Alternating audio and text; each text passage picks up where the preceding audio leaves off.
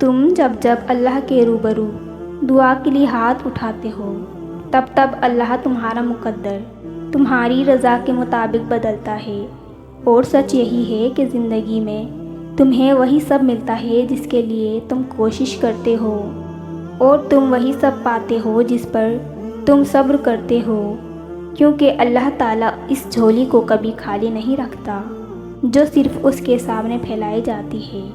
بس تمہارا مسئلہ یہ ہے کہ تم ذرا سا انتظار کرتے ہو اور تھک جاتے ہو، اور خود سے ہی گمان کر بیٹھتے ہو کہ دعائیں قبول نہیں ہوں گی۔ اب بہت دیر ہو گئی ہے، اب کچھ بدل نہیں سکتا۔ حالانکہ اللہ تعالیٰ تو اپنے کاموں میں دیر ہونے ہی نہیں دیتا، بلکہ بہت پرفیکٹ ٹائم پر اپنے سارے کام کرتا ہے۔ جو دیری ہمیں لگتی ہے وہ دراصل اس کی حکمت ہوتی ہے۔ ہمیں جو کچھ ملتا ہے اپنے صحیح وقت پر ہی ملتا ہے، تو پھر ڈر کر ان وسوسوں کو کبھی جیتنے مت دینا، ذرا سی تاخیر پر مایوس مت ہو جانا۔ حالات کتنے ہی مشکل ہو جائیں، تم دعا کرنا کبھی مت چھوڑنا، کیونکہ اس کا ایک کن تمہارا صدیوں کا کام لمحوں میں کر سکتا ہے۔ وہ جو دعا کا خیال تمہارے دل میں لا سکتا ہے، وہ اس خیال کو تمہارا مقدر بنانے پر قادر ہے۔ دعا کی توفیق ہی قبولیت کی سب سے بڑی دلیل ہے، جسے کوئی رد نہیں کر سکتا، تمہارا نصیب بھی نہیں۔ پھر وہ تمہیں اتنا صبر اور اتنا یقین دے دیتا ہے کہ تم اس کے کن تک پہنچ جاتے ہو۔ یوں وہ تمہیں اس مقام تک لے آتا ہے جہاں دعائیں منہ سے نکلتی ہیں اور قبول ہو جاتی ہیں۔ صبر سے گزار کر ہی وہ تمہارے یقین کا امتحان لیتا ہے۔ وہ تمہیں سزا نہیں دیتا، وہ تو تمہیں اپنے قریب لانے کے لیے آزماتا ہے۔ کیا ہوا اگر وہی تمہارا نصیب ہو جس پر تم ہمت ہار بیٹھے ہو؟ کیا ہوا اگر اللہ نے تمہارے مقدر کا وہ حصہ اس لیے نامکمل رکھا ہو کہ تم اس خالی جگہ کو اپنی دعاؤں سے اپنی چاہت کے مطابق مکمل کرو؟ کیا ہوا اگر وہ صرف ایک دعا کی، ایک سجدے کی بات ہو جس کے لیے تم اتنا تڑپ رہے ہو؟ تم کہتے ہو کہ وہ میرے مقدر میں ہی نہیں۔ تم یہ کیوں نہیں سوچتے کہ دینے والا تمہارے مقدر سے اور تمہارے وسوسوں سے بہت بڑا ہے، اور دعائیں تو ناممکن کے لیے ہی ہوتی ہیں، ان کے لیے جو تمہارے مقدر کا حصہ نہیں ہوتے۔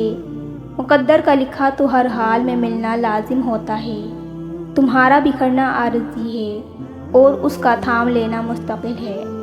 تم نے خود کو خود ہی توڑ رکھا ہے، ورنہ وہ تو تمہیں جوڑنے کے لیے کب سے تیار بیٹھا ہے۔ تو تم ان کرچیوں کو اس کے پاس لے جاؤ، پھر وہ انہیں یوں سمیٹ دے گا جیسے اس کا ایک حرف کن ان دو جہانوں میں سمٹ کر انہیں زندہ کر دیتا ہے۔ یقین رکھنے والے یقین رکھتے ہیں، اور راستے بنانے والا راستے بنا دیتا ہے۔ تو تم کن اندیشوں میں پڑے ہو؟ منصوبے بھی وہ بناتا ہے اور راستے بھی وہی نکالتا ہے۔ تمہارا کام بس دعا کرنا ہے، صبر کی اس آخری سانس تک، جب تک تمہیں وہ مل نہیں جاتا جو تمہیں چاہیے۔ مایوسی اور امید تم میں ہے۔ اللہ تمہارے حالات تب تک نہیں بدلتا جب تک تم وہ نہیں بدلتے جو تمہارے اندر پوشیدہ ہے۔ تو جب تک تم ان چیزوں پر خوش رہنا نہیں سیکھو گے جو تمہارے پاس ہے، اس وقت پھر وہ تمہیں کیسے دے گا جو تم مانگتے ہو؟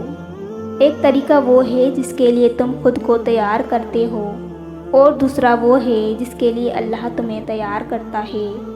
مگر جب تم اپنے طریقوں پر اڑ جاتے ہو تو وہ نہ تمہیں آگے بڑھنے دیتا ہے اور نہ پیچھے مڑنے دیتا ہے، تاکہ تمہیں یاد کروا سکے کہ سکون کو قریب لانے کے لیے تمہیں پہلے اس کے قریب جانا ہوگا جو اس سکون کو عطا کرنے والا ہے۔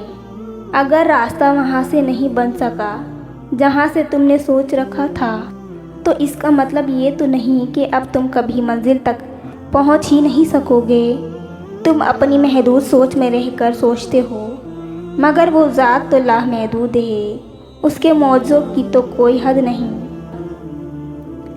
زندگی کئی ایسی راہوں اور مراحل پر سے گزار کر تمہیں تمہاری چاہت تک لاتی ہے جن پر چلنے کے لیے تمہارا دل مطمئن نہیں ہوتا، تاکہ خوشی سے پہلے تم غم کی لذت جان سکو اور حاصل کی قدر کرنا سیکھ سکو۔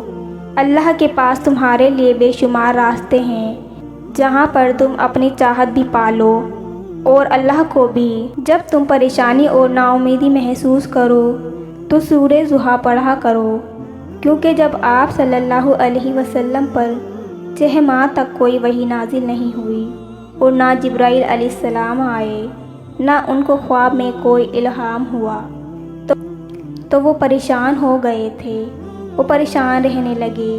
پھر اللہ تعالیٰ نے سورہ ضحیٰ نازل فرمائی، جس کی تفسیر یوں آتی ہے کہ اگر تم پریشان ہو تو رات کو جلدی سو جاؤ اور جلدی اٹھو اور خوبصورت صبح کو دیکھو، تاکہ تمہیں پتہ چلے کہ صرف اندھیری رات ہی نہیں ہے بلکہ اس کے بعد روشن صبح بھی ہے۔